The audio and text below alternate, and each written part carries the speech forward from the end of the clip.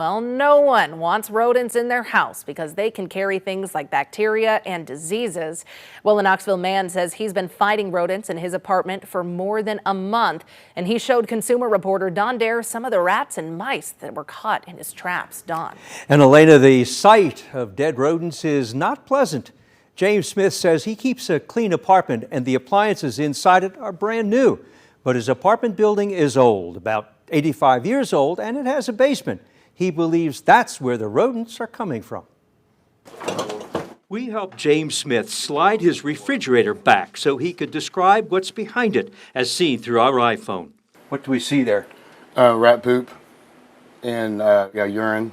Those are mice and rat droppings? Yes, they are. There's a cord there from there to the top. So basically, that hole opening over there in the corner, right there, that's where they're supposed to patch, and they push through it, or that's where they're coming in at. Mr. Smith lives at Emerson Apartments in Knoxville. Buildings at the large complex date from 1940, and the apartments have been renovated recently.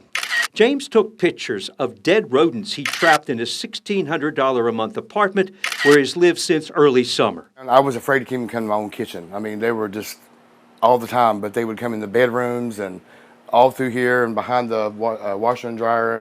You heard the mice and the rats at night? They would not come down through the day because they know movement and the light and stuff, but they would move heavy at night. And you could hear them? Hear them. I can hear them making noises. The Reverend Rosanna Payne is James' minister at a local church. He asked me, can I come look at them? And of course, I did not want to. But I came over during the day to visit them. I could hear them. When you look at these pictures, what do you think? Terrified. I mean, it's crazy. It's an issue that shouldn't be.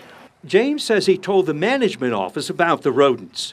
They came up here, all they do is give a pad, or they basically just spray something and they leave. And they've just not done, they ain't done nothing about it. Mr. Smith says the patch behind his refrigerator and oven installed by maintenance isn't working to his satisfaction. They were just eating away the wood behind these appliances, and what they put up there, they were still eating around it and getting in it because they just wanted up from the ground. There's a stairway that leads down to the basement of the old building where James' apartment is located. A warning sign says, "Keep door closed," to help avoid freezing pipes and cause unwanted critters under the building. James says he called Knoxville's codes department and reported the mice and rats. In his report, a codes inspector writes he did not see any rodents during his inspection, but he also says a smell was noticeable. He could see a hole had been patched behind the appliances. He went on saying that property management has a contract with a pest control company, and they told him the smell was from sewage gas and not a dead rodent.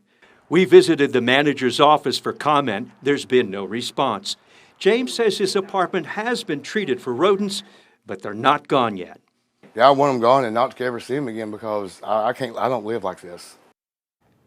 Now, experts say the way to safely remove rodents is to prevent them from returning. One way is to seal any gaps or holes in a home's walls or foundation. But mice are tough to eliminate because they can fit through an opening as small as 1/4 of an inch. Maintenance teams at Emerson Apartments have tried to seal the apparent entrance points for the rodents.